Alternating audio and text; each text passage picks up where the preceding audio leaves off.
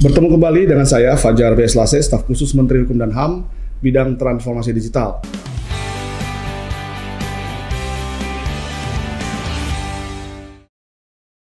Hari ini kita membahas satu topik yang sangat menarik. Topik dari Direktorat Jenderal HAM. Dan sudah hadir bersama kita narasumber yang expert di bidangnya, Bapak Andi, yang saat ini menjalankan tugas sebagai Kadif Yankum di Jawa Barat. Siap, Pak Andi, terima kasih sudah hadir di Falastalk. Sehat ya Pak ya? Sehat, Pak. Pak Andi, silakan memperkenalkan diri kepada Falastalk. Untuk pemirsa Falastalk, perkenalkan nama saya Andi Talatinglangi. Di sini sebagai Kepala Divisi Pelayanan Hukum dan Hak Asasi Manusia, Kanwil Kementerian Hukum dan HAM wilayah Provinsi Jawa Barat. Baik. Dan saya diundang Pak Falas untuk menyampaikan isu-isu tentang hak asasi manusia yang mungkin ini menjadi konsumsi buat masyarakat juga dan edukasi buat masyarakat. Iya. Kalau kita bicara tentang HAM ini Pak, luas sekali ya Pak ya. Luas banget Pak, luas. Dan hari ini kita coba diskusikan satu topik yang agak-agak serem kalau kita bahas tentang hukuman mati Pak. Iya. Ini hukuman mati ini hak siapa nih? Hak manusia atau hak Tuhan ini kan? Sebenarnya di perundangan kita itu diatur Pak terkait hukuman mati. Iya, diatur baik itu domestik maupun internasional Pak sebenarnya. Jadi kalau kita lihat dari hukum domestik kita, hukum nasional itu kan memang di KUHP yang sebelumnya sebelum disahkan yang baru itu hukuman mati itu menjadi hukuman pokok. Karena untuk kejahatan-kejahatan berat atau pidana-pidana berat seperti pembunuhan berencana, terorisme, peredaran narkotika. Nah ini yang menjadi pidana berat yang kemudian ini yang oleh keyakinan hakim itu bisa dijatuhkan hukuman mati. Iya, itu mungkin melihat dampak yang luas dari akibat kejahatan yang bersangkutan gitu ya Pak ya. Kejahatan kemanusiaan. Dan satu lagi itu kejahatan kemanusiaan, genosida ya. Nah kemudian secara internasional juga sebenarnya dalam International Covenant on Civil Right-nya itu atau Covenant Sipil Politik itu juga sudah diatur sebenarnya hukuman mati karena di dalam pasal 6 di ICCPR itu menyampaikan bahwa bagi negara-negara yang menganut hukuman mati, situ kan sudah ada kalimat bagi negara-negara yang menganut hukuman mati, selama hukuman mati itu diterapkan untuk kejahatan extraordinary crime atau kejahatan yang luar biasa. Seperti apa kejahatan luar biasa itu? Dalam keputusan MK, kejahatan yang luar biasa itu sudah ditentukan. Berarti kita sudah meratifikasi? Sudah. Kalau Covenant Sipil Politik itu sudah kita ratifikasi tahun 2005. Waktu itu zaman menterinya Pak Hamid Awaludin kalau nggak salah. Nah, di situ setelah kita ratifikasi Covenant tersebut sehingga keputusan MK untuk menentukan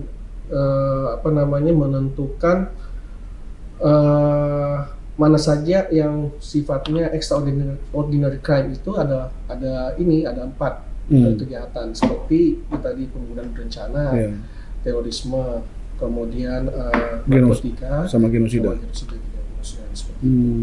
Dan di luar daripada itu harus merupakan pertimbangan atau kayak untuk mempunyai seumur hidup ataupun 20 tahun. Nah kemudian ini berkembang, KUHP kita kan sudah berkembang. Yang baru tetap hukuman mati itu masuk. Tetap ada ya? Tetap ada, tapi menjadi prinsip moderasi, artinya diberikan kesempatan 10 tahun. Jadi untuk yang bersangkutan itu berubah. Iya, itu berubah kan itu berubah. Dan hukuman mati ini sebenarnya dilema juga Pak. Dilema dalam arti saya mencoba mengutip apa yang disampaikan oleh Pak Wamen waktu membahas sosialisasi tentang RUU KUHP waktu itu, bahwa hukuman mati ini bukan hanya hukum semata, tapi ini menyangkut juga agama. Ketika kita menyampaikan kepada masyarakat pooling, itu pasti saya yakin rata-rata masyarakat mengatakan bahwa ketika ditanya apakah setuju hukuman mati atau tidak, pasti rata-rata tidak setuju. Tapi ketika bicara teroris setuju, hukuman mati atau tidak, rata-rata masyarakat setuju. Nah ini kan ada dua standar yang kemudian melakukan apa? Karena ini menyangkut agama juga. Nah tidak hanya makanya hukum semata. Jadi memang agak. Tapi kan sebenarnya sudah tepat itu kan, tidak semua kasus pidana itu ada hukuman matinya, tapi terbatas kepada kejahatan-kejahatan yang berat. Betul. Iya kan ya. Betul. Nah oke, Pak. Jadi kalau kita bicara tentang hukuman mati ini, penerapannya di Indonesia tentu perlu keberanian hakim untuk bisa memutuskan. Ini kan hukuman maksimal. Benar. Tapi kita melihat ada daftar panjang di lembaga pemasyarakatan, orang-orang yang dihukum mati, tapi vonisnya ya hukuman mati, tetapi belum dieksekusi, Pak. Ini apa ada kaitannya dengan gencarnya penggiat HAM, penggiat HAM untuk menyuarakan bahwa itu adalah ada hak ajasi yang dilanggar di sana, atau bagaimana ini Pak Andi? Ya, kembali lagi bahwa hukum itu kan memiliki suatu norma kepastian hukum. Ketika orang dijatuhkan hukuman mati atau dieksekusi itu, jadi memang setidaknya pemerintah itu ada yang memang langsung melakukan eksekusi, ada yang tidak, Pak. Pertama mungkin begini, melihat dari warga negara asing misalnya. Karena warga negara asing diberikan kesempatan untuk berkoordinasi dengan perwakilannya, konsulnya dan sebagainya. Nah biasanya itu rata-rata warga negara asing yang pernah saya datangi di Nusa Kambangan, Pak, itu saya lihat satu orang itu dari tahun 86 di Nusa Kambangan sampai dengan tahun 2011. Waktu saya 2011 itu belum dieksekusi mati, Pak. Dari tahun 86 kalau nggak salah. Oh, sudah cukup lama ya? Cukup lama. Terus saya tanya kenapa. Berarti dia sebenarnya 2 kali menderita, Pak. Betul. Nah itu dia, Pak. Iya. Dia sudah dihukum vonis mati, tapi belum dieksekusi. Belum dieksekusi. Jadi kalau dibilang itu pelanggarannya berganda. Gitu kan. Negara yang kena. Oleh karena itu saya cukup miris juga melihat situasi seperti ini karena tidak diberikan suatu kepastian apakah yang bersangkutan ini dieksekusi atau tidak. Jangan sampai dia sudah menunggu sekian lama, toh dieksekusi juga. Iya. Lebih baik kalau memang sudah keyakinan itu, makanya dia harus ketika dijatuhkan maka harus ditentukan kapan dieksekusi. Kalau untuk keyakinan hakim. Betul. Dan jaksa yang harus mengeksekusi. Iya, pengadilan sebenarnya sudah selesai pada waktu dia melakukan vonis, Pak. Iya. Nah, bola selanjutnya kan ada di kejaksaan. Iya. Untuk melakukan eksekusi kan, atau di kepolisian. Iya. Di jaksa. Jadi di jaksa. Ketika diputuskan oleh hakim yang bersangkutan menjalankan hukuman mati, sebenarnya dia masih punya hak, Pak. Bisa ya. Dia bisa PK sampai dengan ujungnya gerasi. Gerasi, betul. Sampai ketika gerasi ditolak, tidak ada lagi upaya hukum. Tidak ada upaya hukum, ya betul. Terus dilaksanakan. Nah, saya pikir itu tidak ada lagi alasan pemerintah untuk tidak melaksanakan hukuman mati karena upaya-upaya itu kan sudah ditolak seperti itu. Artinya apa yang dia lakukan itu sudah benar kesalahannya dan itu sudah ditentukan sama hukum Indonesia sendiri, maka dia harus dilaksanakan, tidak perlu lagi ditunggu, Pak. Karena kasihan nantinya, kasihan. Karena kita kan masih menganut nih hukuman mati. Iya. Nah, persoalannya adalah, persoalannya adalah hukuman mati ini banyak negara yang mengepus Indonesia itu untuk menghapus hukuman mati. Nah ini jadi menarik. Negara-negara yang meminta Indonesia menghapus hukuman mati itu, apakah mereka tidak terikat? Apakah mereka tidak meratifikasi kovenan tersebut ya? Nah itu tadi, Pak, kan di pasal 6 itu sudah jelas dikatakan bahwa bagi negara-negara yang masih menganut hukuman mati, selama hukuman mati itu untuk dikenakan kejahatan yang serius atau extraordinary crime-nya. Iya, dan setahu kita yang berada di Indonesia, hukuman mati itu memang diberikan kepada yang extraordinary crime. Iya, extraordinary crime. Jadi sebenarnya kita kan punya sovereignty law-nya, Pak, atau hukum yang berkedaulatan. Jadi memang ketika kita melihat bahwa secara hukum internasional kita juga tidak bisa mengabaikan permintaan-permintaan seperti itu, tapi Betul. kita punya suatu argumentasi. Nah, seperti yang disampaikan oleh Pak Menteri Hukum dan HAM, ketika banyak sekali tamu-tamunya ataupun kedutaan-kedutaan yang sering mempertanyakan soal kebijakan Indonesia untuk menghapus hukuman mati, beliau dengan gamblang mengatakan ini hukum positif. Iya. Harus dihormati hukum positif Indonesia dan tidak boleh ada satu negara pun yang berintervensi. Tapi kalau kita mau bicara di forum internasional, kita harus punya argumen yang kuat. Kenapa kita masih membutuhkan hukuman mati? Karena karakter kita berbeda dengan masyarakat di Eropa ataupun di Barat sana, dengan masyarakat di Asia. Karena karakter kejahatan, saya cuma mengutip bahwa yang dikatakan Bob Kennedy itu bahwa di suatu masyarakat pasti ada penjahat, ada penjahat tertentunya. Di suatu masyarakat pasti ada penjahat tertentunya. Nah, artinya apa? Bahwa di Asia sendiri, itu kita memiliki karakter kriminal yang memang tingkat permisif atau pemaafan masyarakat itu masih boleh katakan masih level rendah dibanding dengan Eropa yang tingkat pemaafannya tinggi, Pak. Kenapa saya katakan seperti itu? Karena memang karakter kita ini boleh dikatakan bahwa ketika ada kejahatan yang dilakukan oleh organ masyarakat, yang ada ini retributif, bukan restitutif ataupun bukan restoratif yang dilaksanakan, tapi penghukuman yang langsung oleh masyarakat yang menginginkan. Iya, makanya pelaku kejahatan itu langsung dihukum. Makanya kadang-kadang ya pemerintah itu lebih masyarakat itu kadang-kadang lebih percaya hukuman jalanan, Pak, justru dibanding hukum positif. Kan kita kalau perhatikan ada sederhana nih, ditemukan maling ayam aja, ya itu orang dipukuli sampai luka-luka, kadang sampai mati, iya kan? Tapi di satu sisi itu kan bukan extraordinary crime. Untuk hal itu saja masyarakat begitu brutalnya untuk melakukan penghukuman ya. Justru hukum positif yang jelas-jelas vonisnya hukuman mati, kita tidak melakukan itu. Padahal itu kejahatan yang terorganisir, kejahatan berat. Nah, itu yang saya katakan itu karakter kita berbeda. Kita berbeda. Makanya kalau dibilang hukuman mati tidak memberikan suatu efek jerah, tidak ada satupun, bagi saya setelah saya melihat banyak referensi, belum ada satupun kajian atau penelitian yang mengatakan bahwa baik dihapusnya hukuman mati ataupun diterapkan hukuman mati itu memberikan suatu efek jerah atau mengurangi kejahatan.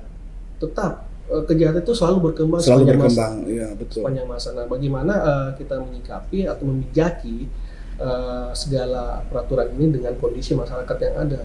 Nah, sekarang ini kan kejahatan ini tidak lagi sifatnya konvensional, malah sudah mulai masuk ke era digital juga gitu. Meskipun teknologi sudah digital, tapi kejahatan juga sudah mulai juga lebih masuk itu dan membunuh orang secara massa itu juga bisa dilakukan secara digital. Kita bisa lihat di film-film Amerika, karena film-film Eropa Barat ini lebih lebih visioner mereka, dan betul. Itu bisa terjadi. Jadi sesuatu yang belum terjadi mereka sudah bayangkan akan seperti apa kemudian hari ya. Nah, ini yang kita harus waspadai seperti itu. Jadi bagaimana? Baik. Jadi mengenai hukuman mati ini, Pak, ya memang rumit. Saya ingat bahwa Indonesia juga pernah sangat serius membela ya orang Indonesia yang dijatuhi hukuman mati, misalkan di Arab Saudi pernah ya. Di Arab Saudi, dan kita benar-benar berjuang karena warga negara Indonesia, warga negara kita di sana berhadapan dengan hukum. Jadi saya pikir fair-fair aja, negara manapun yang warga negaranya dijatuhi hukuman mati pasti akan membela. Iya kan? Tapi kan hukum di negara tersebut kita tidak bisa intervensi, Pak. Benar. Betul ya? Itu jadi informasi dari teman-teman Kemlu itu, Pak. Jadi ada 40 lebih warga negara Indonesia di luar negeri antri untuk dihukum mati di berbagai negara itu ya. Yang di Arab. Oh, di Arab. Iya. Wow. Jadi yang kasus kemarin itu baru 1 atau 2 yang muncul ke permukaan, tapi di belakangnya itu ada 40 lebih yang antri untuk dihukum mati. Bisa dibayangkan berapa uang negara yang harus dikeluarkan untuk menyelamatkan mereka. Karena satu orang saya itu kemarin bayar DIM itu HP 50 M, Pak. Kalau dirupiahkan sampai 50 M. Untuk membebaskan mereka dari hukuman gantung atau pancung gitu, Pak. Nah, setelah saya tanya ternyata masih ada 40 yang menunggu hukuman mati seperti itu. Nah, saya tanya apa nih masalahnya? Gitu. Apakah mereka tidak tahu budaya yang ada di sana?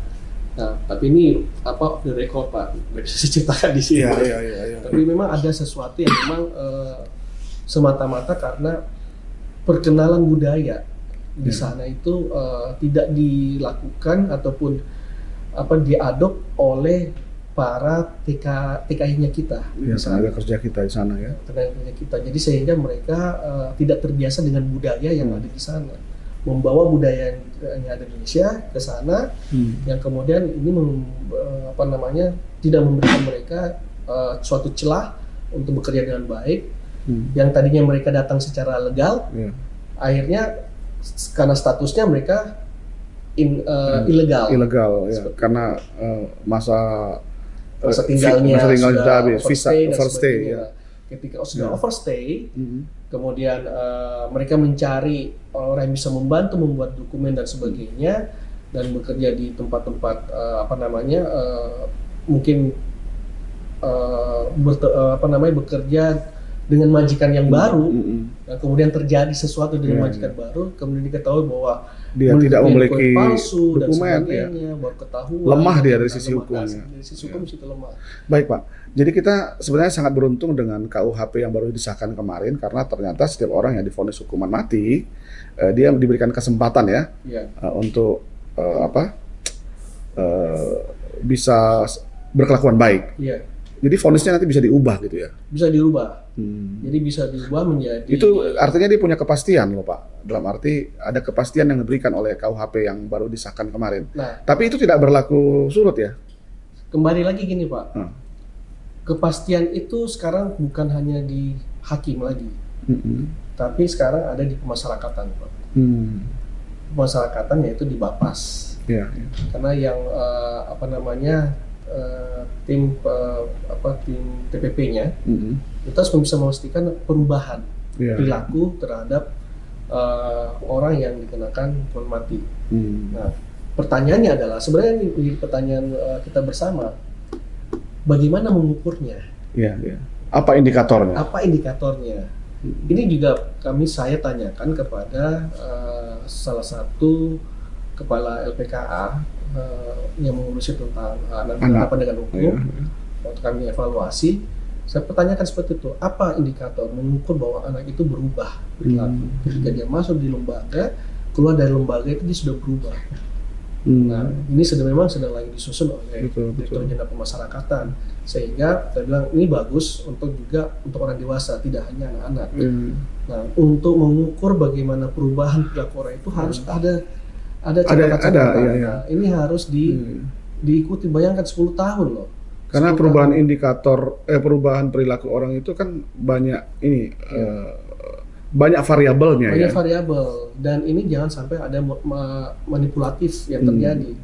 Makanya dia hanya berpura-pura berubah, tiba-tiba ternyata dia memiliki dendam ketika dia keluar lagi dan sebagainya. Baik. Jadi oke, Pak, kalau seandainya kita bicara lebih dalam ya dari sisi HAM, Pak, di Direktorat Jenderal Hak Asasi Manusia, hukuman mati ini melanggar HAM atau beradaptasi dengan HAM? Jadi gini, kalau kita bicara hak asasi manusia, Pak, hak asasi manusia itu kan ada teorinya. Selain universal, dia juga bicara positivisme. Artinya HAM itu berlaku selama ada hukumnya. Nah, kan kita asas legalitas. Jadi kalau kita bicara hak asasi manusia, dia dibatasi sama peraturan perundang-undangan. Jadi ibaratnya bahwa ketika undang-undang itu masih mengatur, maka HAM juga harus memberikan haknya. Misalnya orang ini dihukum mati. Hmm. Tapi dia diberikan hak. Ya. Hak itu apa? Upayanya. Upayanya, Upaya iya. Ya kan? Bisa PK, Bisa PK, bisa gerasi, amnesti dan betul. sebagainya. Iya. Itulah hak asasi manusia. Namun kadang-kadang orang berpikir hak asasi manusia enggak. Itu hak asasi manusia itu harus itu yang boleh mencabut nyawa itu Tuhan gitu. Betul, betul. Tapi kan kita dalam Memang harus apple to apple sih ya. Iya, Orang itu dihukumkan karena perbuatannya. karena perbuatannya. Nah, dalam perbuatannya itu mungkin sudah banyak orang yang meninggal Iya. juga, sudah banyak orang yang mati. Pak. Maka Betul. ada ajas keadilan yang Iya. diterapkan pada waktu vonis tersebut. Iya. Tetapi bukan berarti vonis itu melanggar hak-hak dia, Ya, karena ada kesempatannya untuk bisa ya, itu yang disebut dengan pemenuhan hak asasi manusia. Bukan Jadi sepanjang itu diterapkan, Iya. berarti tidak melanggar HAM ya Pak tidak ya? berhak. Jadi maksudnya saya bukan berarti ketika dia dihukum mati harus dibebaskan hukuman mati. Ya, ya. Karena hidupnya dan sebagainya bukan. Yang penting itu. upaya-upaya hukum diberikan kepada dia. Iya, bukan hak asasi manusia yang seperti itu yang dimaksudkan. Karena banyak sekali dipelintir seperti itu, Pak. Ya maklumlah terlalu banyak sarjana-sarjana HAM yang datang dari luar yang kemudian masuk ke Indonesia dengan berbagai perspektif. Iya. Nah, memang sebenarnya begini Pak, kita tahu bahwa Indonesia masih menganut hukuman mati. Iya. Di Eropa, di Amerika memang sekarang hampir semua tidak menerapkan hukuman mati. Amerika masih, Pak. Amerika masih ya? Masih, Pak, Amerika. Eropa mungkin sudah banyak itu. Tetapi gini Iya. Pak, di negara-negara tersebut hukumannya maksimal Pak, sehingga Betul. ada efek jera. Iya. Kalau Indonesia ini tidak jadi rancu, efek jerahnya tidak ada karena Iya. hukumannya tidak maksimal. Ya, bisa saja orang yang melakukan hukuman yang dianggap masyarakat kejahatan yang dianggap masyarakat itu berdampak luas, tetapi vonisnya vonis yang sangat rendah, Sangat rendah. gitu ya Pak ya. Iya. Nah, saya pikir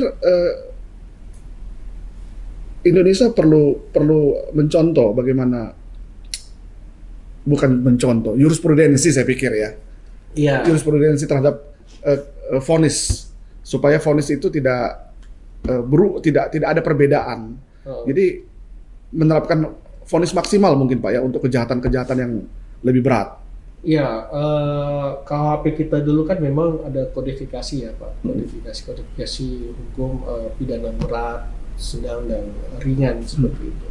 Dan memang hukuman baik sanksi pidana maupun sanksi denda yang di KUHP lama itu memang sudah sesuai dengan KUHP Kekinian ya. kekinian, sehingga ini berubah. Nah saya pikir dengan KUHP baru ini Pak itu sudah memenuhi kebutuhan kekinian kita, hukuman maksimal, minimal dan sebagainya, hukuman pokok, alternatif dan sebagainya itu sudah mencakupi semua. Tapi memang arah kita sekarang kan tidak semata-mata retributif, Pak. Tapi bagaimana hukuman kita, hukuman yang ada di KUHP ini, bagaimana membawa suatu perubahan paradigma hukum kita. Dari retributif menjadi restoratif. Artinya apa? Tidak hanya orang itu yang kemudian dijeral, orang itu yang kemudian harus menjalankan, tapi juga bagaimana pemulihan di masyarakat terhadap apa yang menjadi dampak yang dilakukan orang tersebut. Nah ini yang kemudian ini kita mau bawa ke sana. Kalau kita bicara hukuman maksimal, tapi masyarakat tidak terpulihkan, akan terus terjadi kejahatan-kejahatan yang sama seperti itu. Karena orang kan melihat, mencontoh dan memperbaiki kejahatan yang sebelumnya ada. Nah ini yang harusnya perubahan ini yang juga semata-mata tidak hanya dari sisi diri orang ataupun kita itu sendiri, tapi juga bagaimana masyarakat bisa teredukasi. Ya sekarang ini sederhana nih Pak. Iya. Contoh bandar-bandar besar, sekarang paling takut kalau dia dipindah ke Nusa Kambangan. Itu ada efek jerah sebenarnya Pak. Iya. Jadi dari berbagai lapas-lapas itu kalau terdengar dia mau dipindah ke Nusa Kambangan sudah stres. Oh sudah stres. Efek jerah akan terjadi. Jadi mungkin ini yang perlu dibuat sebagai sebuah penyadaran ke depannya. Iya. Oke, Pak, baik, tentang hukuman mati ini menarik Pak ya. Tentu kita berharap penerapannya juga bisa ada kepastian. Pasti. Apa harapan Bapak terkait hukuman mati ini, baik terutama kepada penegak hukum kali ya, kepada hakim ya dalam memutuskan. Iya. Jadi pertama harapan saya adalah karena ini dengan semangat baru, KUHP baru, artinya bagaimana aparat penegak hukum dalam menjatuhkan suatu keputusan benar-benar memuat nilai-nilai hukum itu sendiri, kemanfaatan, keadilan, kepastian, dan perlindungan. Perlindungan kepada siapa? Ya tentunya masyarakat. Jadi benar-benar empat hal ini bisa dirasakan oleh masyarakat bahwa hukum ini kan menjadi panglima, benar-benar panglima. Tidak juga hanya tajam ke bawah, tumpul ke atas. Seperti itu. Jadi semua memang equal before the law. Semua sama di mata hukum ya. Mata hukum seperti itu. Itu harapan kita, dan kita juga pemerintah tentunya menciptakan hukum ini memang benar-benar memberikan kemanfaatan untuk masyarakat. Dan sepanjang ini, selama ini pemerintah sudah sangat konsisten ya terhadap siapapun yang divonis, apapun vonisnya, upaya-upaya hukum memberikan keleluasan kepada orang untuk bisa mengambilnya lah, ya. Siapa tahu dia bisa mendapatkan keringanan hukuman. Iya. Baik, Pak Andi, terima kasih nih, bincang-bincang terkait hukuman mati ini menarik sekali Pak. Ya, kiranya bisa menjadi gambaran buat kita ya, masyarakat, untuk mawas diri supaya tidak melakukan kejahatan. Bukan hanya kejahatan extraordinary crime, tapi kejahatan apapun. Kejahatan apapun jangan. Ya, mari kita bekerja dengan jujur ya, supaya kita bisa tidak terpikir berbuat kejahatan. Terima kasih Pak Andi sudah hadir di Falastalk dalam membahas sesi tentang hukuman mati. Falastalk, jangan lupa like, subscribe, follow, dan berikan komentar positif untuk mendapatkan kesempatan pertama mendapatkan film-film, kanal-kanal terkait berbagai hal. Sampai jumpa di Falastalk sesi selanjutnya.